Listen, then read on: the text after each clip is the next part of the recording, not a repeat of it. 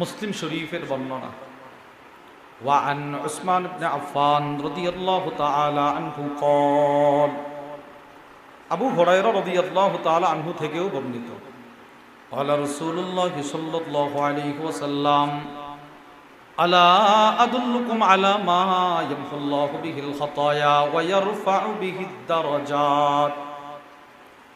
রাসূলুল্লাহ সাল্লাল্লাহু আলাইহি ওয়াসাল্লাম একদিন সাহাবাদের মজমায়ে এসে আরজ করলেন, ও সাহাবারা, আমি কি তোমাদেরকে এমন কতগুলো আমলের কথা বলে দিব যে আমলগুলো করলে আল্লাহ তোমাদের দুনিয়াতে গুনাহগুলোকে মিটিয়ে দিবেন, জান্নাতে তোমাদের মর্যাদা বাড়ায় দিবেন। সুবহানাল্লাহ। ক্বালু বালা ইয়া রাসূলুল্লাহ। সব সাহাবারা বলতে লাগলেন, জি অবশ্যই। ওগো আল্লাহর নবী বলেন। আল্লাহর নবী বলেন, কাসরাতুল খুতা ইলাল মাসাজিদ। আমার যেই উম্মতের মসজিদের দিকে কদম যত বেশি হবে তার গুনাহ আল্লাহ তত মাফ করবেন, তার জান্নাতের মর্যাদা আল্লাহ তত বাড়ায়া দিবেন। 2 নাম্বার, ওয়ান্তিজারুস সালাত বাদাস সালাত। এক নামাজের পরে আরেক নামাজের অপেক্ষা, মধ্যবর্তী সময়ে আল্লাহ তার গুনাহ মাফ করবেন, আল্লাহ তার জান্নাতের মাকাম বাড়ায়া দিবেন। আমরা জোহরের নামাজ পড়ছি, যদি আল্লাহ তাআলা হায়াত বাড়ায়া দেয়, হায়াত রাখেন, তো আসরও পড়বো ইনশাআল্লাহ। বলেন আসরও কি? এই যে একটা নিয়ত করছেন, এখন তো আপনি বসে আছেন, এখন আপনি জমিনে আছেন, ওই যে রবকে আসরটা দিবেন এই নিয়ত করছেন, ডান কাদের ফেরেশতা আসর পর্যন্ত নেকি লিখতেছে। তো আপনি তো দিছেন জোহরের 10 মিনিট, দিবেন আসরের 10 মিনিট, মাঝখানে 4.5 ঘন্টা রব বলবে যেন তুমি আমাকেই দিয়ে দিছো। দৃষ্টান্ত নাম্বার 2, وعن عثمان بن عفان رضي الله تعالى عنه قال عثمان بن عفان থেকে বর্ণিত, قال رسول الله صلى الله عليه وسلم আল্লাহর নবী বলেন, মান সাল্লাল ইশা ফি জামাআ। আমার যে উম্মত ইশারের নামাজ জামাতের সাথে আদায় করবে। বলেন কোন নামাজ? কিসের সাথে? জামাতের সাথে। তো আপনি তো এশারের নামাজটা জামাতের সাথে আদায় করলেন, এবার বলেন এশারের নামাজ জামাতের সাথে আদায় করলে আধা ঘন্টা সময় লাগে, 1 ঘন্টা লাগে, কয় মিনিট লাগে? 10 মিনিট। এরপরে 2 রাকাত সুন্নত পড়লেন, এরপরে আপনি 3 রাকাত ভিতর পড়লেন। আল্লাহর রাসূল বলেন, তো আপনি তো আল্লাহকে দিলেন উম্মত, তুমি তো দিলে আল্লাহকে 10-15 মিনিট, কিন্তু আমি রাসূল বলে দিলাম, রব যেন আমাকে বলে দিলেন, ফাকা আন্নামা কামা নিসফাল লাইল। না, তুমি আমাকে 15 মিনিট দাও নাই, তুমি অর্ধরাত দাঁড়ায় যেন নামাজ পড়ার সময়টা আমাকে দিয়ে দিলে। যাও, তোমার ডান কাদের ফেরেশতা অর্ধরাত দাঁড়িয়ে নামাজ পড়ার বরকত তোমাকে লিখে দিবে। ওয়ামান সাল্লাল ফজর ফি জামাআ ফাকা আন্নামা কামা কুল্লাল লাইল। আল্লাহর রাসূল বলেন, এবার ওই উম্মত যদি ফজরের নামাজটাও জামাতের সাথে আদায় করে, জান আমি রাসূল বলে দিলাম, আল্লাহ বলেন জান আমি বলে দিলাম, আপনি আপনার উম্মতকে জানায় দেন, সারাটা রাত দাঁড়ায় যেন নামাজ পড়া আমি আল্লাহকে সময়টা দিয়ে দিল। সুবহান। তাহলে আপনি তো দিলেন শুধু এশা, আপনি দিলেন শুধু ফজর, মাঝখানে 7-8 ঘন্টা আপনি ঘুমাইলেন, মাঝখানে 7-8 ঘন্টা আপনি ব্যবসা করলেন, আপনি আপনার দোকান নিয়ে ব্যস্ত থাকলেন, আপনি হালাল কাজকর্ম নিয়ে ব্যস্ত থাকলেন। রাসূল বলেন এই 8 ঘন্টাও যেন তুমি রবকে দিয়ে দিলে। আচ্ছা বলেন তো, এই 10 এশারের 10 মিনিট, ফজরের 10 মিনিটের মালিক কে? সবাই বলেন না কে? তো মাঝখানে 8 ঘন্টার মালিকও কে? তো আমি রবকে দিছি কয় মিনিট? 20 মিনিট। বলেন কত মিনিট? এবার রব আমাকে বলছে না 20 মিনিট দাও নাই, যাও আমি লিখে দিলাম, তুমি যেন আমারে পুরোটা রাত দিয়ে দিছো। 2টা হাদিস থেকে আমরা দৃষ্টান্ত শুনলাম। দৃষ্টান্ত নাম্বার 3, ওয়ান আবি দারদা রাদিয়াল্লাহু তাআলা আনহু قال আবু দারদা রাদিয়াল্লাহু তাআলা আনহু থেকে বর্ণিত, তিনি বলেন, قال رسول الله صلى الله عليه وسلم আল্লাহর নবী বলেন, মান আতা ফিরাশাহু ওয়া হুয়া ইয়ানবি আন ইয়াকুমা ইউসাল্লি। নবীজি সাল্লাল্লাহু আলাইহি ওয়াসাল্লাম ইরশাদ করেন, আমার যে উম্মত এশারের নামাজ পড়ার পর বিছানায় আসার পর সে নিয়ত করলো, আল্লাহ আজকে রাত্রে আমি 2-4 রাকাত তাহাজ্জুদ পড়ব। বলেন ইনশাআল্লাহ। এটা পাক্কা নিয়ত করেন, বলেন ইনশাআল্লাহ। ইনশাআল্লাহ, এটা একটা নিয়ত করছেন, দিল থেকে নিয়ত করছেন। এবার দেখেন, আপনি নিয়ত করছেন, আল্লাহ আমি আজকে রাত্রে ঘুম থেকে যদি জাগ্রত হইতে পারি, যান 8টা রাকাত তাহাজ্জুদ পড়ে আপনাকে 20টা মিনিট দেব। আল্লাহ পুরা রাতই তো আপনার, পুরাটা রাত্রি তো আপনার, এরপরেও আমি আপনাকে আল্লাহ 10টা মিনিট দেব, 2 রাকাত তাহাজ্জুদ পড়ব। আল্লাহর সাথে একটা চুক্তি করছেন। এবার নবীজি বলে, ফাগালাবাতুহু আইনা, ওই আমার ওই উম্মতের চোখে এতটাই ঘুম চলে আসছে যে ঘুমাইছে হাত্তা ইউসবিহা, ফজরের আজান হয়ে গেল। বলেন ফজরের আজান হয়ে গেলে আর তাহাজ্জুদের সময় আছে? নাই। নিয়ত করছিল আল্লাহ তাহাজ্জুদটা পড়ব, ঘুমাই গেছে। এই ঘুমে ফজরের আজান তার কানে আসছে, তার ঘুম ভাঙছে। এবার সে হতাশ হয়ে গেল, হায় হায়, রবকে তো বলছিলাম, রবকে দিতে পারি নাই। আল্লাহর নবী বলেন, কুতিবা লাহু মা নাওয়া, তুমি নিয়ত করেছিলে রবকে 10টা মিনিট তাহাজ্জুদের জন্য দিবা, কিন্তু তুমি দিতে পারো নাই। রব বলে, এতে সমস্যা নাই, আমি লিখে নিয়েছি, তুমি আমাকে দিয়ে দিয়েছো। তুমি শুধুই মাত্র নিয়ত করেছো, তুমি যে কখনো 6 তাসবিহ ছাড়বা না, তুমি নিয়ত করেছো কখনো 3 তাসবিহ ছাড়বা না, তুমি নিয়ত করেছো আল্লাহ এখন থেকে যতবার মনে হয় ততবার আমি প্রত্যেক ফরজ নামাজের পরে 10 বার ছাড়বো না। আল্লাহ 33 বার 34 বার ছাড়বো না। সুবহানাল্লাহ, সুবহানাল্লাহ, সুবহানাল্লাহ, সুবহানাল্লাহ, সুবহানাল্লাহ, সুবহানাল্লাহ, সুবহানাল্লাহ, সুবহানাল্লাহ, সুবহানাল্লাহ, সুবহানাল্লাহ, আলহামদুলিল্লাহ, আলহামদুলিল্লাহ, আলহামদুলিল্লাহ, আলহামদুলিল্লাহ, আলহামদুলিল্লাহ, আলহামদুলিল্লাহ, আলহামদুলিল্লাহ, আলহামদুলিল্লাহ, আলহামদুলিল্লাহ, আলহামদুলিল্লাহ, আল্লাহু আকবার, আল্লাহু আকবার, আল্লাহু আকবার, আল্লাহু আকবার, আল্লাহু আকবার, আল্লাহু আকবার, আল্লাহু আকবার, আল্লাহু আকবার, আল্লাহু আকবার, আল্লাহু আকবার। এই হলো 30 বার। এই আজকে আমাদের জামিয়া রশিদিয়া ফেনীর হযরত ওয়ালা আল্লামা মুফতি শহীদুল্লাহ সাহেব হাফিজাহুল্লাহ, অনেক বড় বুজুর্গ। আমি হযরতের মাদ্রাসায় গিয়ে হুজুরের যে মাকতাবা, মাদ্রাসার যে মাকতাবা, ওখান থেকে হুজুরের সবগুলো কিতাব কিনে নিয়ে আসছিলাম। তো আজকে আসার সময় গাড়িতে বসে বসে হযরতের একটা ছোট্ট কিতাব ওটা মোতালা করছিলাম। ওটার মধ্যে হযরত এমন সুন্দর একটা কথা লিখছেন, এই তাসবিহাতের আমাল যার ভিতরে যত বেশি থাকবে, ওই লোকটা যখন ইন্তেকাল করবে তো তার কবরের সামনে দাঁড়ায় মানুষ তত বেশি ইসালে সওয়াব পৌঁছাবে। এটা আশ্চর্য কথা। এটা কিভাবে হুজুর লিখছেন, দুনিয়াতে যার যত আমলের আগ্রহ যত বেশি থাকবে, মৃত্যুর পরে তার কবর দেখে তত বেশি বুজুর্গরা দাঁড়ায়া তার জন্য দোয়া করবে। সে দুনিয়াতে আমল ভোলে নাই, কেমন যেন সে কবরে গিয়েও আমলের মুখাপেক্ষী। আপনি বলেন, কোন মানুষ যখন, কোন ছাত্র বা কোন দিনদার মানুষ যখন কোন বুজুর্গের কবরের পাশ দিয়ে যায়, তখন বলেনি, বলে এটা বড় হুজুরের কবর, বলে না এটা অমুক আল্লাহর ওলির কবর, বুজুর্গের কবর, একটু দাঁড়ায় ইসালে সওয়াব করি। কেন? এটা নিশ্চিত সবচাইতে বেশি মানুষ আমাদের নবীজি সাল্লাল্লাহু আলাইহি সাল্লামের কবর জিয়ারত সবচেয়ে বেশি করে। মানে নবীজির রওজার সামনে মানুষ বেশি দাঁড়ায় কাঁদে, দোয়া করে, করে না? কেন? রাসূলের জিন্দেগিতে সমস্ত আমল সবচাইতে বেশি ছিল। পা ফুলায় ফেলছে, পা ফুলায় ফেলছে।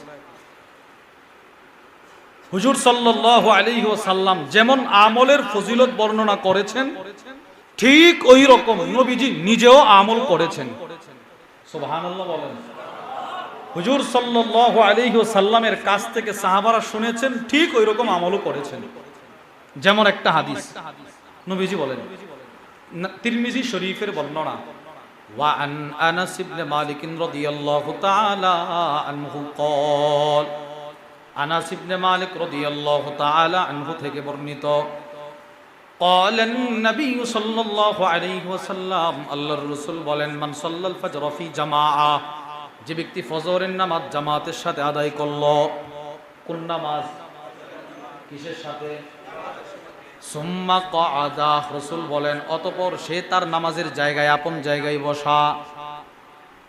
হাত্তা ইয়াযকুরুল্লাহ হাত্তা তাতলু আশ-শামস, নবীজি বলেন সুম্মা ক্বাদা ইয়াযকুরুল্লাহ হাত্তা তাতলু আশ-শামস, সূর্য উদিত হওয়ার আগ পর্যন্ত সে তার আপন জায়গায় বসে বসে তাসবিহ পড়ল। সুবহানাল্লাহ সুবহানাল্লাহ সুবহানাল্লাহ সুবহানাল্লাহ, আলহামদুলিল্লাহ আলহামদুলিল্লাহ আলহামদুলিল্লাহ, আল্লাহু আকবার আল্লাহু আকবার আল্লাহু আকবার আল্লাহু আকবার, লা হাওলা ওয়ালা কুওয়াতা ইল্লা বিল্লাহ, লা হাওলা ওয়ালা কুওয়াতা ইল্লা বিল্লাহ। এই তাসবিহ পড়ল, অথবা ফজরের নামাজ জামাতের সাথে আদায় করার পর আল্লাহর কোরআনটা খুলে খুলে সে আল্লাহর কোরআন তেলাওয়াত করলো। এবার কতক্ষণ পর্যন্ত করলো? নবীজি বলেন সূর্য উদিত হওয়ার আগ পর্যন্ত তিলাওয়াত করলো। সুম্মা সাল্লা রাকাতাইন, অতঃপর সে যদি 2 রাকাত নামাজ পড়ে, আল্লাহর নবী বলেন তার জন্য একটা হজ, একটা উমরার পরিপূর্ণ পরিপূর্ণ পরিপূর্ণ সওয়াব। সুবহানাল্লাহ। আচ্ছা, এই হাদিসটা বর্ণনা করছেন কে? নবীজি। বলেন কে করছেন? এবার দেখেন নবীজির নিজের আমলটা দেখেন, নবীজির নিজের আমলটা দেখেন। হুজুর সাল্লাল্লাহু আলাইহি সাল্লাম নিজে বলছেন ফজরের নামাজ জামাতের সাথে আদায় করার পর নামাজের জায়গায় বসে সূর্য উদিত হওয়ার আগ পর্যন্ত তাসবিহ পড়া। এবার নবীজির আমল। মুসলিম শরীফের বর্ণনা, ওয়া আন সিমাক ইবনে হারবিন রাহিমাহুল্লাহু তাআলা আনহু ক্বাল, হযরত সিমাক ইবনে হারব থেকে বর্ণিত, তিনি বলেন, কুলতু লি জাবির ইবনে সামুরাহ, আমি হযরত জাবির ইবনে সামুরাহ রাদিয়াল্লাহু তাআলা আনহুকে প্রশ্ন করলাম, আকুনতা তুজালিস রাসূলুল্লাহি সাল্লাল্লাহু আলাইহি ওয়াসাল্লাম, আমি জাবিরকে বললাম, হে জাবির, তুমি কি নবীজির সাথে কখনো ফজরের নামাজের পরে বসেছো? এই জাবির, তুমি কি নবীজির সাথে কখনো ফজরের পরে বসছো মসজিদে? সাহাবীরে প্রশ্ন করছে। এবার সাহাবী জবাব দেয়, ক্বালা নাম কাসীরা, আরে মিয়া তুমি এটা কি বললা? একবার দুইবার নয়, বহুবার আমি নবীজির সাথে ফজরের পরে মসজিদে বসেছি। সুবহানাল্লাহ। আচ্ছা জাবির, তুমি যদি রাসূলের সাথে ফজরের পরে মসজিদে বসে থাকো, তাহলে আমাকে একটু বলো ফজরের নামাজ পড়ার পর নবীজির আমল কি ছিল? এবার হযরত জাবির কি বলে জানেন? ওয়া কানা রাসূলুল্লাহ সাল্লাল্লাহু আলাইহি ওয়াসাল্লাম লা ইয়াকুমু মিন মুসাল্লা আল্লাযী ইউসাল্লি ফীহি আস-সুবহ, হযরত জাবির বলেন আল্লাহর রাসূল যেখানে ফজরের নামাজ পড়তেন, যেই জায়গায়, ওই জায়গায় বসে থাকতেন, বসে থাকতেন, বসে থাকতেন, বসে বসে তাসবিহ পড়তেন, তাসবিহ পড়তেন, তাসবিহ পড়তেন, তাসবিহ পড়তেন। সুবহানাল্লাহ। বসে বসে তাসবিহ পড়তেন, তাসবিহ পড়তেন, হাত্তা তাতলু আশ-শামস, সূর্য উদিত হওয়ার আগ পর্যন্ত। তাহলে নবীজি আমলের ফজিলত বলতেন, নিজেও আমল করতেন। রাসূল বললেন সূর্য উদিত হওয়ার আগ পর্যন্ত তাসবিহ পড়ো, অনেক সওয়াব। নবীজি নিজেও পড়ছেন। এবার রাসূলের কাছ থেকে সাহাবারা শিখা, সাহাবারাও করতেন। সাহাবারাও ফজর পর্যন্ত কোনো জায়গা থেকে উঠতেন না। এমনকি কোন সাহাবী অসুস্থ, বাড়িতে নামাজ পড়ছে, বাড়িতে অসুস্থতার কারণে যাইতে পারে নাই, অথবা কোনো কারণে যাইতে পারে নাই, ঘরে নামাজ পড়ছে, বাস ঘরের যাই নামাজে বসে বসে নিজের মেয়েরে বলতো, আম্মু আমি তাসবিহ পড়তে থাকি, তুমি দেখো সূর্য উঠে কিনা। সুবহানাল্লাহ বলেন না। মেয়েরে নিযুক্ত করছে, সূর্য উঠলে আমারে বলবা, আমি যেন নবীজির হাদিস অনুযায়ী আমলটা করতে পারি। হায়াত তো কম, কখন মারা যায় বলতে পারি না, তো একটু আমল যেন নবীজির কথা অনুযায়ী করতে পারি। দৃষ্টান্ত মুসলিম শরীফের বর্ণনা।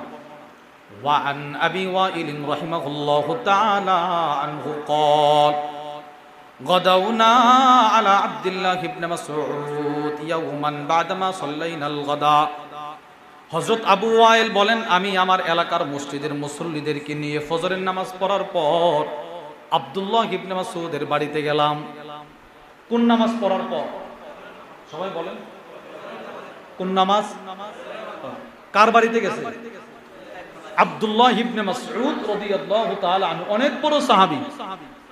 এত বড় সাহাবী ইমাম শামসুদ্দিন যাহাবী রাহিমাহুল্লাহ যার ব্যাপারে লেখেন, আব্দুল্লাহ ইবনে মাসউদ বলেন, মা নাযালাত আয়াতুন ফি কিতাবিল্লাহি আযজা ওয়া জাল্লা ইল্লা ওয়া আনা আ'লাম ফিমা নাযালাত ওয়া আইনা নাযালাত। আল্লাহর কসম, আল্লাহর কোরআনের সবগুলো আয়াত কখন, কোথায়, কিভাবে, কেন নাজিল হয়েছে সব আমি আব্দুল্লাহর মুখস্থ আছে। এত বড় সাহাবী, এত বড় সাহাবী। অনেক ছোট মানুষ ছিলেন, বয়স ছিল কিন্তু মানুষটা ছিল খাটো এরকম। সাধারণত একজন আরবের মানুষ জমিনে আসন পেতে বসলে যতটুকু উঁচু ওনারে দেখা যায়, উনি এরকম উঁচু ছিলেন। এর লম্বা না খাটো ছিল? খাটো। ওনার বাড়িতে গেছে। আবু ওয়াইল বলে, ফাসাল্লামনা বিল বাব, আমরা আব্দুল্লাহ ইবনে মাসউদের দরজার সামনে দাঁড়ায়া সালাম দিলাম। সালাম অনুমতি নেওয়ার জন্য সালাম দেওয়া। হুট করে মানুষের ঘরে ঢুকতে নাই, এও আবার ফজরের পরে। মানুষের রুমে ঢুকতে হলে আগে সালাম দেওয়া, এতে করে বুঝবে উনি আছে না নাই। তো ওনারা সালাম দিছেন। ওয়াকাদ উজিনা লানা, আমাদেরকে অনুমতি দেওয়া হলো, অনুমতি দেওয়া হলো। এরপরেও ফামাকাসনা বিল বাবি হুনাইয়া, আমরা অল্প কিছু সময় ওনার দরজার সামনে দাঁড়িয়েছিলাম। অনুমতি দেওয়ার পরেও আমরা ঢুকি না। বুঝলেন, খুব গুরুত্বপূর্ণ একটা মাসালা এখানে। অনুমতি দেওয়ার পরেও আমরা কি করতেছি না? বলেন না, ঢুকতেছি না। আরে সালাম দিছি, উনি সালামের জবাব দিছে, এর মানে আমাদেরকে অনুমতি দিছে, আসেন। আমরা দাঁড়ায় দিছি। ফাখারাজাতিল জারিয়া, ওনার ছোট্ট একটা মেয়ে আমাদের সামনে দৌড়ায় আসলো। ফাকালাত, এসে বলল, আলা তাদখুলুন, আপনারা ঢুকেন না কেন? এই মেহমানগণ আপনারা প্রবেশ করেন না কেন? আব্বু না আপনাদেরকে অনুমতি দিছে। ফাদাখালনা, অতঃপর আমরা সকলে প্রবেশ করলাম। তাহলে সালাম দেওয়ার পর, অনুমতি দেওয়ার পরেও ঢোকে নাই। ঘর থেকে ছোট্ট একটা বাচ্চা এসে বলল, ঢোকেন না কেন? আব্বু না অনুমতি দিছে, এরপরে ঢুকছি। এখন শুনেন, ওনারা গেছিল কোন নামাজের পরে? বলেন কোন নামাজের পরে? এবার ওনারা বলেন, ফাদাখালনা, আমরা ওনার ঘরে ঢুইকা দেখি, ফাইদা হুয়া জালিসুন ইউসাব্বিহ, আমরা গিয়ে দেখি উনি ওনার ঘরে যাই নামাজ বিছিয়ে তাসবিহ পড়তেছেন। সুবহানাল্লাহ, সুবহানাল্লাহ, সুবহানাল্লাহ, সুবহানাল্লাহ, সুবহানাল্লাহ, সুবহানাল্লাহ, সুবহানাল্লাহ, সুবহানাল্লাহ, আলহামদুলিল্লাহ, আলহামদুলিল্লাহ, আলহামদুলিল্লাহ, আলহামদুলিল্লাহ, আলহামদুলিল্লাহ, আল্লাহু আকবার, আল্লাহু আকবার, আল্লাহু আকবার, আল্লাহু আকবার। এই তাসবিহ পড়তেছেন, এই তাসবিহ পড়তেছেন, কিবলামুখী হয় তাসবিহ পড়তেছেন, তাসবিহ পড়তেছেন। ওনারা ঢুইকা দাঁড়ায় রইছে। এবার আব্দুল্লাহ ইবনে মাসউদ ওনাদেরকে প্রশ্ন করলেন, মা মানাআকুম আন তাদখুলু ওয়া ক্বাদ উযিনা লাকুম, এই মিয়ারা, তোমাদেরকে অনুমতি দেওয়ার পর তোমরা কেন দাঁড়িয়েছিলে? তোমাদেরকে ঢুকতে কোন জিনিস বাধা দিয়েছিল? সালাম দিছো, সালামের জবাব দিলাম, অনুমতি দিলাম, এরপরে কেন দেরি করলা? এবার আগন্তুক যারা, এরা কি বলে জানেন? ও নবী, সাহাবী, আমাদেরকে ক্ষমা সুন্দর দৃষ্টিতে দেখবেন। কেন? জানান্না আন্না ইল্লা আন্না জানান্না, আমরা ধারণা করছি, আন্না আহলা বাইত ইবনে উম্মে আব, আমরা মনে করছি আপনার পরিবারের লোকজন এখন ঘুমন্ত ঘুমন্ত, মহিলারা ঘুমায় রয়েছে, মেয়েরা ঘুমায় আছে। আমাদের যে অবস্থা আর কি, আমাদের এখন যে অবস্থা, স্বামী ফজরের নামাজ পড়ে এসে দেখি বিবি ঘুমাইতেছে, মেয়ে ঘুমাইতেছে, ছেলে ঘুমাইতেছে, স্বামী শুধু নিজের নামাজটা নিজে পড়ে আসছে। এটা আমাদের চিত্র আর কি, এই জমানার। এরকম হয় না? হইতেছে তো। স্বামী হয়তো নামাজ পড়ে, বিবি নামাজ পড়ে না, দাওয়াতও দেয় না, দাওয়াত দিলেও সে গ্রহণ করে না। মেয়েটা নামাজ পড়ে না, ছেলেটা নামাজ পড়ে না। এমনকি অনেক মা বাপ এমন আছে নিজে নামাজ পড়ে, ছেলের নামাজ পড়ার জন্য ডাক দেয় না। কেন? হায় হায়, 4:30টায় সে ঘুম থেকে জাগ্রত হইলে রাত্রে 12টা পর্যন্ত পড়ছে, স্বাস্থ্যটা ভেঙে যাবে। বলেন না নাউজুবিল্লাহ। ওই ছেলের 15 বছর হায়াত চলে গেছে তার। মেয়েটার 20 বছরের হায়াত চলে গেছে। বাপ মা নিজের থেকে এই হায়াতের গুরুত্ব তারে শিখাইতেছে না, নামাজের অভ্যাস তারে করাইতেছে না। তার ক্যারিয়ার, ভবিষ্যৎ উজ্জ্বল করতে হবে। তো ওনারা এই ধারণা থেকে বলতেছে, ওগো আব্দুল্লাহ ইবনে মাসউদ, আমরা মনে করেছি আপনার পরিবারের মেয়েরা এখানে ঘুমায় আছে কিনা, আপনি অনুমতি দিচ্ছেন। এরপরে তো ওনারা ওইটা যেতে একটু দেরি হবে, আমরা হুট করে ঢুকে গেলে কাকে কোন হালতে দেখতে পাই, এজন্য আমরা একটু দেরিতে ঢুকছি আর কি। এবার নবীজি সাল্লাল্লাহু আলাইহি ওয়াসাল্লামের সাহাবী আব্দুল্লাহ ইবনে মাসউদ রাগ হয়ে গেছে, চোখ লাল হয়ে গেছে। একটা ধমক দিয়ে বলে, জানান্তুম বিআলি ইবনে উম্মে আবদ, তোমরা আমার পরিবারের ব্যাপারে গাফলা। এখন ফজরের পরের সময়টা বরকতপূর্ণ সময়, এই সময়ে আমার পরিবার ঘুমন্ত থাকবে, এটা কল্পনা করলে কিভাবে?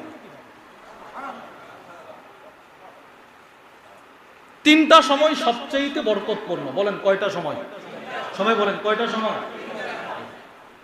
পাকিস্তানের একজন বড় আলেম আছে, মাওলানা ইবাদুল্লাহ খান সাহেব, ওনার অনেক সুন্দর সুন্দর বয়ান, এর ভিতরে একটা বয়ান আমি শুনছি। 3টা সময়। 1 নাম্বার, তাহাজ্জুদের সময় থেকে ফজরের আজানের আগ পর্যন্ত, এই সময়টা সবচাইতে বরকতপূর্ণ। যত হেফজখানার ছাত্র হাফেজ হয়েছে এদেরকে বলবেন, ভাই তুমি তো মাগরিবের পরেও কোরআন মুখস্থ করার জন্য চেষ্টা করো, আসরের পরেও চেষ্টা করো। আচ্ছা, তুমি যখন হুজুর ডাক দিয়ে ঘুম থেকে জাগ্রত হও ফজরের আগে, ওই সময় যখন তেলাওয়াতটা করো তোমার কাছে কেমন মনে হয়? তো সে বলবে, জানেন কি, আপনি নিশ্চিত লিখে রাখেন, প্রত্যেক হেফজখানার ছাত্র আপনাকে বলবে, ওই সময় সারাদিন যে তেলাওয়াত করছি যত পেস লাগতো, ফজরের সময় ঘুম থেকে ওইটা একবার পড়লে পানির মতো ক্লিয়ার। এই তো পরিমাণ বরকতের সময় ওই সময়টা। তাহলে 1 নাম্বার, তাহাজ্জুদ থেকে ফজরের আজানের আগ পর্যন্ত এই সময়টা কি না বলেন সবচেয়ে বরকতপূর্ণ? বলেন, আবার বলেন সবচেয়ে। 2, ফজরের আজান থেকে ফজরের ওয়াক্ত শেষ হওয়ার আগ পর্যন্ত, ফজরের আজান থেকে ফজরের ওয়াক্ত, এটা দ্বিতীয় বরকতপূর্ণ সময়। 3, ফজরের ওয়াক্ত শেষ হওয়া থেকে চাষতের আগ পর্যন্ত যে সময়টা, এটা সবচেয়ে বরকতপূর্ণ। হুজুর সাল্লাল্লাহু আলাইহি ওয়াসাল্লাম কোন কাফেলা কোথাও পাঠাইলে ফজরের পরে পাঠাইতেন, আর বলতেন, আল্লাহ আমার উম্মতের এই ফজরটারে, এই সকালটারে বরকতপূর্ণ করে দেন। নবীজি দোয়া করছে। এক সাহাবী, উনি জীবনে যত ব্যবসা করছে উনি ফজরের পরে রওনা দিতেন, ফজরের পরে সব করতেন। উনি যদি কোনো ফজরের পরে কোনো মাটির ব্যবসাও করতেন, ওই মাটিটাও স্বর্ণ হয়ে যেত, এই পরিমাণ লাভবান হয়েছিল। তো সকল মানুষ গিয়ে আব্দুল্লাহ ইবনে মাসউদকে বলতেছে, আমরা মনে করছি আপনার পরিবারের সবাই ঘুমাই গেছে কিনা, বা মেয়েরা মহিলারা, তোমরা এই ধারণা করলে কিভাবে আমার মেয়েরা আমার বাচ্চারা এখন ঘুমিয়ে থাকবে? করছেন সমস্ত আমল সব সাহাবায়ে কেরাম নিজেরাও করছেন, নিজেদের সন্তানদেরকেও একদম কাগজে কলমে শিখাই দিয়েছেন। এর মধ্যে উনি অন্যতম একজন সাহাবী, এই আব্দুল্লাহ ইবনে মাসউদ। নবীজির যতটা আমল, প্রত্যেকটা আমাল তিনি নিজেও করতেন, সন্তানদেরকে করাইতেন। ওনার ঘরে রুটিন ছিল, এই ফজর থেকে এই পর্যন্ত তেলাওয়াত, এই থেকে এই পর্যন্ত তাসবিহ, এই থেকে এই পর্যন্ত খাবার দাবার, এরপরে আবার এই কাজ, এরপরে এই কাজ, ইবাদত এই। বলুন কেমনে বুঝছেন? একটা দৃষ্টান্ত শোনেন। সূরাতুল ওয়াকিআ, বলেন এটা পরিচিত সূরা না আমাদের? এই সূরার ব্যাখ্যায় তাফসীর ইবনে কাসীরের মধ্যে এসেছে, মারিদ আব্দুল্লাহ ইবনে মাসউদ, এই সাহাবী আব্দুল্লাহ ইবনে মাসউদ অসুস্থ হয়ে গেছেন। কোন অসুস্থতা? যে অসুস্থতায় তিনি দুনিয়া ছেড়ে চলে গেছেন, ইন্তেকাল করছেন। ওই অসুস্থতায় যখন তিনি বিছানায় পড়লেন, ফাআদাহু উসমান ইবনে আফফান, হযরত উসমান ইবনে আফফান ওনাকে রোগী দেখার আমল করার জন্য আসলেন। অসুস্থ তো রোগী দেখার নিয়তে আসছে। অসুস্থ মানুষকে দেখতে যাওয়া, এটাকে বলা হয় ইয়াদাতুল মারিদ, রোগী দেখার আমাল, রোগী দেখার আমল। কেউ যদি কোনো অসুস্থ ব্যক্তিকে দেখতে যায়, তিরমিজির বর্ণনা, নাদা মুনাদ, একজন ফেরেশতা আকাশ থেকে ঘোষণা করে, তিবিতা, যে রোগী দেখতে গেল তাকে বলে তোমার কপাল অনেক ভালো, তুমি রোগী দেখতে আসো নাই। ওয়াতাবাওয়াতা মিনাল জান্নাতি মানজিলা, তুমি রোগী দেখতে আইসা তো জান্নাতে নিজের ঘর বানায় ফেলছো। অনেক দামি একটা আমল এই রোগী দেখার আমল। ওই সাহাবারা আমল যে করে অভ্যস্ত। হযরত সুয়াইর ইবনে আবি ফাখিতা, ওনার পিতা আবু ফাখিতা সম্পর্কে বর্ণনা করেন, আখাযা আলী রাদিয়াল্লাহু তাআলা আনহু বিয়াদি, হযরত আবু ফাখিতা বলে হযরত আলী একদিন আমার হাত ধরলেন, আমার হাত ধরে বলতে লাগলেন, ইনতালিক বিনা ইলাল হাসান, আসো আমার সাথে, আমার ছেলে হাসান অসুস্থ, তার একটু দেখে রোগী দেখার আমলটা করে আসি, আসো। মনে করেন আপনার ছেলে অসুস্থ, আপনি আপনার বন্ধুকে বললেন, বন্ধু আসো আসো আমার ছেলেটা অসুস্থ, একটু দেখে আসি, আসো। দুইজন গেছে একসাথে। এবার দুজন হযরত আলী রাদিয়াল্লাহু তাআলা আবু ফাখিতা দুজন সন্তানের কাছে যাওয়ার পর ফাওয়াজাদনা আবা মুসা আল আশআরিয়া, গিয়ে দেখে হযরত হাসান রাদিয়াল্লাহু তাআলা আনহুর মাতার কাছে বসা হযরত আবু মুসা আশআরি। মানে দুজন গিয়ে দেখে আরো আগের থেকে আরেকজন সাহাবী আয়েশা ওনার ছেলের দেখার জন্য বসে আছে। এবার হযরত আলী রাদিয়াল্লাহু তাআলা আনহু সাহাবী আবু মুসা আশআরিকে প্রশ্ন করলেন। আবু মুসা আশআরি অনেক বড় দামি সাহাবী, উনি এমন একজন সাহাবী যার কণ্ঠে কোরআন তেলাওয়াত শোনার জন্য স্বয়ং নবীজি অপেক্ষা করতেন। ইমাম শামসুদ্দিন যাহাবী রাহিমাহুল্লাহ লিখেন, হযরত আবু বুরদা রাদিয়াল্লাহু তাআলা আনহু বলেন, হুজুর সাল্লাল্লাহু আলাইহি সাল্লাম একদিন মসজিদ নববী থেকে বের হবে, হঠাৎ করে তাকায় দেখে ভিতরে একজন নামাজ পড়তেছে একা একা, অনেক সুন্দর কণ্ঠে তেলাওয়াত করতেছে। আল্লাহর রাসূল মসজিদে নববীর দরজায় হেলান দিয়া ওই লোকের তেলাওয়াত শুনতেছি, সুবহান, অনেকক্ষণ দাঁড়ায় দাঁড়ায় তেলাওয়াত শুনতেছি। হযরত আবু বুরদা নবীজির কাছে আসার পর নবীজি বলতে লাগলেন, এই আবু বুরদা, দেখছো তার তেলাওয়াত কত সুন্দর? আমি রাসূলের মনটা বলতেছে তার তেলাওয়াত এতটাই সুন্দর, আল্লাহ যেন পয়গম্বর দাউদের কণ্ঠ তাকে দিয়ে দিয়েছে। তেলাওয়াতটা কেমন ছিল? দাউদ আলাইহিস সালামের কণ্ঠটা কেমন ছিল? ওয়ালাকাদ আতাইনা দাউদা মিন্না ফাদলা। এই আয়াতের ব্যাখ্যায় তাফসীর কুরতুবীর মধ্যে এসেছে, হযরত দাউদ যখন জাবুর কিতাব পড়তেন একটা টান দিতেন, একটা টানের মধ্যে 70 কিসিমের কণ্ঠ চলে আসতো। কত সুন্দর কণ্ঠ ছিল। এবার রাসূল সাহাবীকে বলে তার কণ্ঠ দাউদের কণ্ঠ। মুসলিম শরীফের বর্ণনা, পরের দিন সকালে নবীজি আবু মুসা আশআরিকে দরবারে ডেকে আনলেন। আবু মুসা, যদি তুমি জানতে। বলে কি ইয়া রাসূলুল্লাহ? আমি গত রাত্রে তোমার তেলাওয়াত নিজে দাঁড়ায় দাঁড়ায় শুনছি। এই সাহাবী আবু মুসা, এই ওনাকে গিয়ে পাইলেন হাসান রাদিয়াল্লাহু তাআলা মাতার কাছে বসে আছে, রোগী দেখতেছেন। হযরত আলী প্রশ্ন করলেন, আজি ইতায়া আবা মুসা আইদান আমজাইরা, হে আবু মুসা, আমার ছেলেকে তুমি রোগী দেখার নিয়তে আসছো নাকি এমনিতে আসছিলা এসে দেখো অসুস্থ?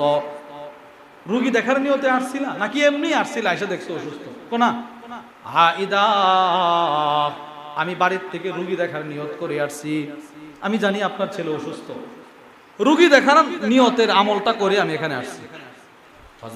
হযরত আলী রাদিয়াল্লাহু তাআলা এবার বললেন, আবু মুসা শোনো, তোমার কপাল অনেক ভালো। সামিআতু রাসূলুল্লাহি সাল্লাল্লাহু আলাইহি ওয়াসাল্লাম ইয়াকুল, আমি নবীজির কাছ থেকে শুনলাম আল্লাহর রাসূল বলেন, মা মিন মুসলিমিন, কোন মুসলমান যখন সকালবেলা কোন অসুস্থ রোগী দেখতে যায় সন্ধ্যা পর্যন্ত 70,000 ফেরেশতা তার জন্য মাগফিরাতের দোয়া করে। বলেন ইনশাআল্লাহ, দেখবো তো ইনশাআল্লাহ। আমাদের হযরত ওয়ালা হাকিমুন নফস আরিফ বিল্লাহ আল্লামা মুফতি মুশতাকুন নবী কাসিমি হাফিজাহুল্লাহ, হুজুর একবার অসুস্থ হয়ে ঢাকা হসপিটালে ভর্তি। আপনারা যারা, আমরা যারা হুজুরের বয়ান খুব বেশি শুনি, দেখবেন হুজুর বয়ানের মধ্যে উস্তাদদের কথা খুব আজমতের সাথে ব্যক্ত করে।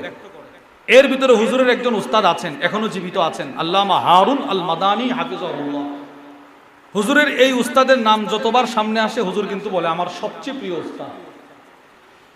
তো হুজুর বলেন, আমি যখন ঢাকায় অসুস্থ হয়ে ভর্তি হসপিটালে, আমার এই উস্তাদ লক্ষ্মীপুর থেকে শুধুই মাত্র রোগী দেখার আমলটা, এই সুন্নতটা পালন করার জন্য ঢাকা চলে গেছে আমার দেখার জন্য। হুজুর নিজে বলছে যে আমারে দেখছে, দেখা বলতেছে আমি শুধু লক্ষ্মীপুর থেকে ঢাকায় অন্য কোনো কাজ নিয়ে আসি নাই, শুধু আপনাকে দেখার নিয়তে আসছি, যেন আজকের আশাটা আমার ইয়াদাতুল মারিদের আমল হয়ে যায়। আবার লক্ষ্মীপুর চলে আসি, আমরাও কিন্তু যাই, মনে করেন ঢাকা অনেকগুলো কাজ একসাথে হাতে নিয়ে গেলাম, এই রোগী দেখার আমলটাও করে আসি, কিন্তু না, সুন্নত আমাল, হায়াতের প্রতিটা সেকেন্ডে রসুলের আমল দ্বারা নিজেরা রঙিন করছে। তাহলে ওই উসমান ইবনে আফফান আব্দুল্লাহ ইবনে মাসউদ অসুস্থ, ওনারে দেখার জন্য ওনার বাড়িতে গেছে। আব্দুল্লাহ ইবনে মাসউদ অসুস্থ, এবার উসমান ইবনে আফফান বলতেছে, আচ্ছা ফামা তাশতাকি, কেমনে অসুস্থ হইলেন, অসুস্থ কেমনে হইলেন? আব্দুল্লাহ ইবনে মাসউদ বলে, কোনো কারণে অসুস্থ হয় না, যুনুবি, আমি আমার গুনাহের কারণে অসুস্থ হইলাম। নবীজির সাহাবী, এত বড় সাহাবী, তিনি বলতেছে আমি ঠান্ডার কারণে অসুস্থ হয় নাই, বৃষ্টিতে ভেজার কারণে অসুস্থ হয় নাই, আমি আমার গুনাহের কারণে অসুস্থ হইলাম। এটাই বাস্তব, সাহাবী তো গুনাহের কারণে হইছে না অসুস্থ, উনি তো নিজের ছোট করছে, ছোট। বাদ বাকি তাফসীরে রূহুল বায়ানের মধ্যে এসেছে, আল কোরআন ইয়াদুল্লুকুম আলা দাইকুম ওয়া দাওয়াইকুম, কোরআন তোমাদের অসুস্থতার বর্ণনা দিয়ে দিল, তোমাদের চিকিৎসার কথাও বলে দিছে। এবার অসুস্থতা কি? তাফসীরে রূহুল বায়ানের মধ্যে এসেছে, আম্মা দাউকুম ফাযুনুবুকুম, আমাদের অসুস্থতা হয় আমাদের গুনাহের কারণে, আমি অসুস্থ হই আমার গুনাহের কারণে। ওয়া আম্মা দাওয়াউকুম ফাল ইস্তিগফার, আর সেই অসুস্থতার ওষুধ হলো ইস্তিগফার। আস্তাগফিরুল্লাহ আস্তাগফিরুল্লাহ আস্তাগফিরুল্লাহ আস্তাগফিরুল্লাহ আস্তাগফিরুল্লাহ আস্তাগফিরুল্লাহ আস্তাগফিরুল্লাহ আস্তাগফিরুল্লাহ। উসমান ইবনে আফফান প্রশ্ন করে, অসুস্থ কেমনে হইলেন? যুনুবি, আমি আমার গুনাহের কারণে অসুস্থ। এবার উসমান ইবনে আফফান বলেন, আমি কি আপনার জন্য, আচ্ছা পামা তাশতাহি, কি মনে চাইতেছে কিছু নিয়ে আসবো? কোনা এই মুহূর্তে রহমাতাম মির রব্বি, আমার রবের রহমত আমার বড় প্রয়োজন। সুবহানাল্লাহ, আমি অসুস্থ, এই মুহূর্তে দুনিয়ার কিছু আমার চাহিদা নাই, আমার রবের রহমতটা আমার এখন চাওয়া পাওয়া। এবার উসমান ইবনে আফফান বলে, আলা আমুরু লাকা বিআতা, ওগো আব্দুল্লাহ, আমি কি আপনার জন্য রাষ্ট্রীয় কোষাগার থেকে কিছু মাল বরাদ্দ করে দিব? আব্দুল্লাহ ইবনে মাসউদ বলে, লা হাজাত লি, আমার কোনো প্রয়োজন নাই, কোনো মালামাল আমার প্রয়োজন নাই। সুবহানাল্লাহ বলেন। আরে অসুস্থ কেমনে হইলেন? গুনাহের কারণে। কি মনে চাইতেছে? আল্লাহর রহমত। আচ্ছা আমি কি আপনার জন্য কিছু রাষ্ট্রীয় মালামাল দিয়ে দিই, কিছু অর্থ করে দিয়ে দিই, কিছু খাইবেন, নিজের পরিবারের কাজে লাগবে? আব্দুল্লাহ ইবনে মাসউদ বলে, লা হাজাত লি, আমার কোনো প্রয়োজন নাই, না দরকার নাই।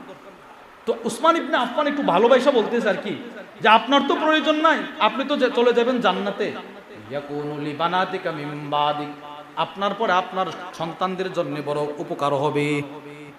আমি এখন কিছু মাল দিয়ে দিলে এগুলো আপনার তো দরকার নাই, আপনার ছেলে মেয়েগুলো আছে না, বাচ্চাগুলো, এদের প্রয়োজনে আসবে, কাজে আসবে, দিয়ে দিই কিছু। উনি ধমক মারছে, বিছানায় শোয়া। উনি বলেন, আপনি এটা কি বললেন? আতাখশা আলা বানাতি আল ফাকর, হে উসমান ইবনে আফফান, আপনি আমার মেয়েদের ব্যাপারে দারিদ্রতার ভয় দেখাচ্ছেন আমাকে? সুবহানাল্লাহ বলেন। আমার মৃত্যুর পরে এরা অসহায় হয়ে যাবে, এদেরকে আপনার এই রাষ্ট্রীয় কোষাগারের মাল দিয়ে লালন পালন করতে হবে, আপনি এদের ব্যাপারে দারিদ্রতার ভয় করছেন? আমি তো করছি না। কেন? ইন্নী আমারতু বানাতি আইয়াকরাআনা কুল্লা লাইলাতিন সূরাতুল ওয়াকিআ, আমি আমার প্রত্যেকটা মেয়েকে প্রতি রাত্রি সূরাতুল ওয়াকিয়া তেলাওয়াত করার আদেশ করে গিয়েছি। সুবহানাল্লাহ। কেন? কফা ইন্নী সামি'তু রাসূলুল্লাহি সাল্লাল্লাহু আলাইহি ওয়াসাল্লাম ইয়াকুল, আমি আল্লাহর রাসূলকে বলতে শুনলাম, নবীজি বলেছেন, মান ক্বারাআ সূরাতুল ওয়াকিয়া ফি কুল্লি লাইলা, আমার যে উম্মত প্রতি রাত্রে সূরাতুল ওয়াকিয়া তিলাওয়াত করবে, লাম তুসিবহু ফাকাতুন আবাদা, দারিদ্রতা কখনো তাকে স্পর্শ করবে না। আমি তো নবীজির আমলগুলো আমার মেয়েদেরকে শিখাই গেছি, বাস। রাসূল যেটা বলছেন এটা সত্য বলছেন, নবীজি সত্য বলছেন। আমি আমার মেয়েকে, আমি আমার ছেলেদেরকে সূরাতুল ওয়াকিয়ার আমলটা শিখাই গেছি, যে মা তোমরা প্রতি রাত্রে সূরাতুল ওয়াকিয়া তিলাওয়াত করবা, নবীজি বলছে তোমরা কখনো দরিদ্র হইবা না। তো আপনি আমাদের মেয়েদেরকে দারিদ্রতার ভয় দেখাচ্ছেন? এই সেই আব্দুল্লাহ ইবনে মাসউদ দেখেন, ওই উনারে গিয়ে বলতেছে যে আমরা তো আসলে আপনার ঘরে ঢুকতে কুণ্ঠাবোধ করতেছি যে আবার কেউ ঘুমায় আছে কিনা, কোনো মেয়ে কোন হালতে আছে আমরা ঢুকে গেলে। তোমরা ফজরের পরে এই বরকতপূর্ণ সময়ে আমার মেয়েদের ব্যাপারে, আমার ঘরের পরিবারের ব্যাপারে ধারণা করতে পারলে এরা ঘুমায় থাকবে না? এরা ঘুমায় থাকবে না। প্রত্যেকেই প্রত্যেকের কামরায় তাসবিহ হাত নিয়ে ব্যস্ত আছে। এবার আসেন মূল কথা। ওনারা যখন ঘরে ঢুকছিলেন, ঢুইকা দেখছিলেন আব্দুল্লাহ ইবনে মাসউদ কি করতেছে। মাশাআল্লাহ, বলেন কি করতেছে? এখনো তাসবিহ পড়তেছে, এখনো তাসবিহ পড়তেছে। ওই যে মেয়েটা ঘরের বাইরে গিয়েছিল, একটা মেয়ে গেছিল না, যে আপনারা ঢোকেন না কেন, আব্বু না অনুমতি দিয়েছে, ওই মেয়েটাকে আব্দুল্লাহ ইবনে মাসউদ ওই মেয়েটাকে বারবার বলতেছে, মা যাও দেখো তো সূর্য উদিত হয়েছে কিনা। সুবহানাল্লাহ বলেন। যাও তুমি দেখো সূর্য উদিত হইল কিনা। মেয়েটা গেছে বাইরে, গিয়ে দেখে না আলাম তাতলুই শামস, সূর্য উদিত হয় নাই। এসে বলে আব্বু সূর্য এখনো ওঠে নাই। তিনি আবার মুখ ঘোরায় সুবহানাল্লাহ সুবহানাল্লাহ সুবহানাল্লাহ সুবহানাল্লাহ সুবহানাল্লাহ সুবহানাল্লাহ সুবহানাল্লাহ সুবহানাল্লাহ আলহামদুলিল্লাহ আলহামদুলিল্লাহ আলহামদুলিল্লাহ আলহামদুলিল্লাহ আলহামদুলিল্লাহ আলহামদুলিল্লাহ আলহামদুলিল্লাহ আল্লাহু আকবার আল্লাহু আকবার আল্লাহু আকবার আল্লাহু আকবার আল্লাহু আকবার আল্লাহু আকবার আল্লাহু আকবার। তিনি তাসবিহ পড়তেছেন। আবার মেয়েটাকে ডাক দিয়ে বলে, এবার দেখো। কোন আব্বু সূর্য ওঠে নাই। আবার তাসবিহ পড়ে। এবার বলতেছে, এবার দেখো।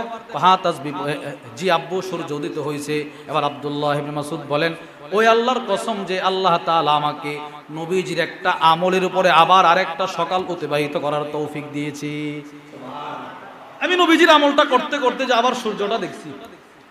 তো রাসূল যতগুলো আমালের কথা বলেছেন, হযরত সাহাবা ইকরাম রিদওয়ানুল্লাহি তাআলা আলাইহিম আজমাইন সবগুলো করার চেষ্টা করেছেন। এইজন্য যার টাকা পয়সা নাই সে দরিদ্র না। যার টাকা পয়সা নাই দুনিয়াতে সে ফকির না। ফকির ওই লোকটা যার আমল নাই, যার ইবাদত নাই। সে কবরের দরিদ্র, সে কবরের ফকির, সে হাসরের ফকির, সে মিজানের ফকির, সে ফুলসিরাতের ফকির, সে হাসরের ময়দানের ফকির। আর যার অনেক টাকা পয়সা কিন্তু আমল নাই, সে সবচেয়ে বড় ফকির। তার তো কবরে কিছু নাই, সে তো কবরে অসহায়। ফেরাউনের সম্পদ কম ছিল না, হামানের সম্পদ কম ছিল না, নমরুদের সম্পদ কম ছিল না, কিন্তু এরা কি কবরে ধনী না ফকির? কি পরিমাণ ফকির বলেন। এবার হযরত বেলাল রাদিয়াল্লাহু তাআলা আনহুর কি পরিমাণ সম্পদ ছিল? কিছুই ছিল না। আব্দুল্লাহ ইবনে মাসউদের কি পরিমাণ সম্পদ ছিল? কিছুই ছিল না। হযরত আবু হুরায়রা রাদিয়াল্লাহু তাআলা কিছুই ছিল না, খাবার ছিল না, খাবার রাস্তায় পড়ে থাকতো। মানুষ মনে করত অসুস্থ মনে করত, কিছুই ছিল না। কিন্তু এরা কবরের ধনী, এরা মিজানের ধনী। এদের চাইতে বড় ধনী রাসূলের পরে আর কেউ নাই। এই জন্য বলেন, যার টাকা পয়সা আছে সে ধনী নয়। সে কি নয়? যার 20 কানি জমি আছে সে কি নয়? ধনী নয়। যার 5টা সন্তান লন্ডন, কানাডা, আমেরিকায়, সে কি নয়? ধনী নয়। সে ফকির যদি তার আমল না থাকে। প্রত্যেক সাহাবী আমাল ওয়ালা ছিল, মাল ওয়ালা ছিল না। কি ওয়ালা ছিল না বলেন? কি ওয়ালা ছিল? আমল ওয়ালা ছিল প্রত্যেক সাহাবী। আর কেউ মালওয়ালা যারা, এরাও ইবাদত করত। আর যাদের মাল নাই, এরা যখন দেখতো হায় হায় আমরা যদ্দুর ইবাদত করি তারাও তদ্দুর করে, কিন্তু মালের কারণে বেশি করে ফেলে, এদের ভিতরে একটা টেনশন থাকতো। এরা প্রতিযোগিতা শুরু করত। প্রত্যেক সাহাবীর ঘর আমলে সুসজ্জিত ছিল।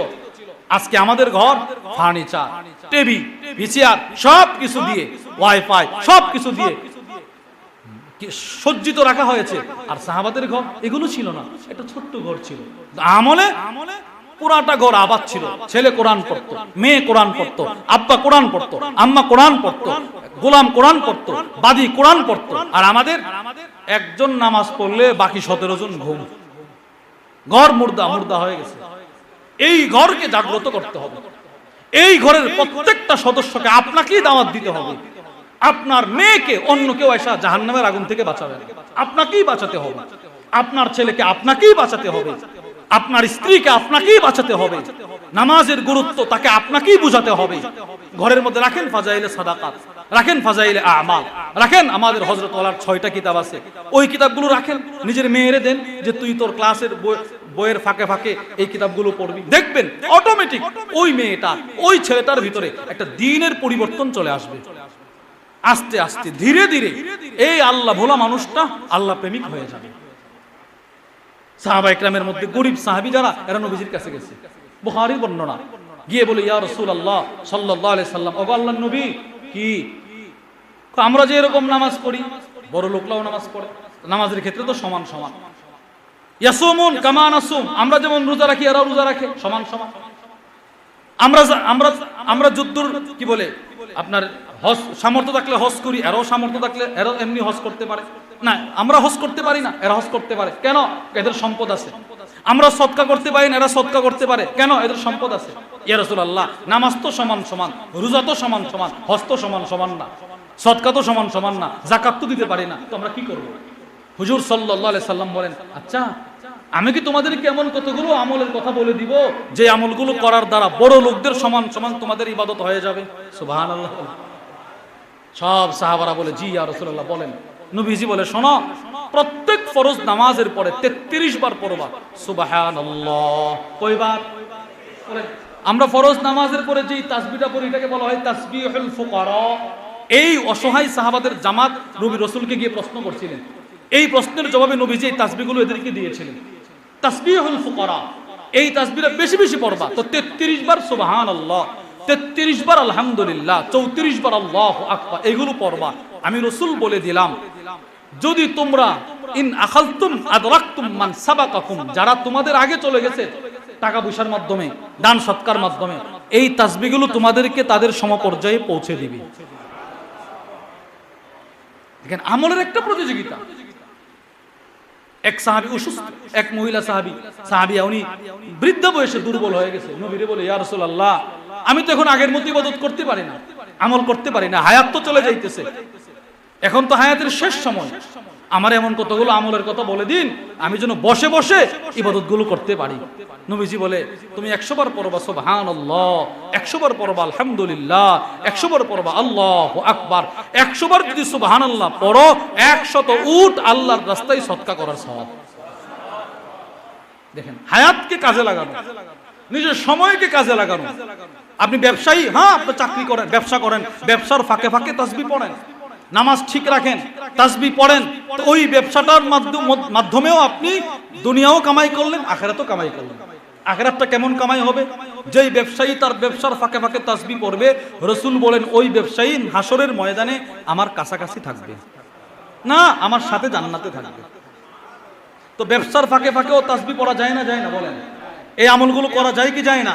যায়। এজন্য ভাই, সংক্ষিপ্ত এক হায়াত দিয়ে আল্লাহ আপনাকে দুনিয়ায় পাঠাইছে। চলে গেছে, যদ্দূর গেছে তো গেছে, কমে গেছে হায়াত। এটা চলে গেছে তো কমে গেছে, এই হায়াত চলে গেছে তো কি হয়ে গেছে? কমে গেছে। যত বাড়তেছে তত কমতেছে। নিজের জিন্দেগিকে নিয়ে জরিপ করা যে আমি এই গত সপ্তাহ গতকালকে শুক্রবার গেল, তো আগের শুক্রবার থেকে এই শুক্রবার পর্যন্ত এই যে 8টা দিন, এই 8 দিনে কতটা সময় আমি আল্লাহকে দিছি, আর কতটা সময় নিজের ব্যবসাকে দিলাম, আর কতটা সময় অযথা কাজে ব্যয় করলাম, একটু জরিপ করা দরকার। আমার প্রত্যেকটা সেকেন্ডের হিসাব হবে, আমার হায়াতের প্রতিটা সেকেন্ডের হিসাব কেউ না দিয়ে আল্লাহর সামনে থেকে এক পা কদম সামনে অগ্রসর করতে পারবে না। প্রতিটা হায়াতের প্রতিটা সেকেন্ডের হিসাব হবে, প্রত্যেকটা সেকেন্ডের হিসাব হবে। আমি আমার হায়াতটা কোন কাজে ব্যয় করছি। এজন্য আপনাদেরকে বলছি, শুধু নামাজ ঠিক রাখেন, নামাজ আর তাসবিহাতগুলো নিজের সাথে একদম মিলায় নেন, অভ্যাস করেন, বাস। এবার আপনি দুনিয়ার যত কাজ করেন না কেন, আপনার পুরোটা সময় যেন রব লিখে দিবেন তুমি আমাকেই দিয়ে দিছো। করবেন তো নিজের কাজ, রব বলবেন আসে আমাকে দিছে। এই জন্য নিজের সময়টাকে হুজুর সাল্লাল্লাহু আলাইহি ওয়াসাল্লাম আল্লাহর বিধান, নবীজির তরিকা, রাসূলের বাতানো আমলের মাধ্যমে সুসজ্জিত করার চেষ্টা করব তো ইনশাআল্লাহ। বলেন ইনশাআল্লাহ। আল্লাহ আমাদের সকলকে মৃত্যু পর্যন্ত যতগুলো আমাল আল্লাহ আল্লাহ রাসূল দিয়েছেন ওইগুলো করার তৌফিক দান করেন এবং আল্লাহ ওয়ালাদের সহবতে যাওয়ার তৌফিক দান করেন, গিয়ে এগুলো শেখার মেহনত করার তৌফিক দান করেন ইনশাআল্লাহ। আসরের নামাজের পরেও আমাদের সকলের শ্রদ্ধাভাজন ব্যক্তিত্ব উম্মতের দরদি রাহবার আল্লামা মুফতি আনিসুর রহমান আশরাফি হাফিজাহুল্লাহ হযরত এসেছেন, আছেন ইনশাআল্লাহ।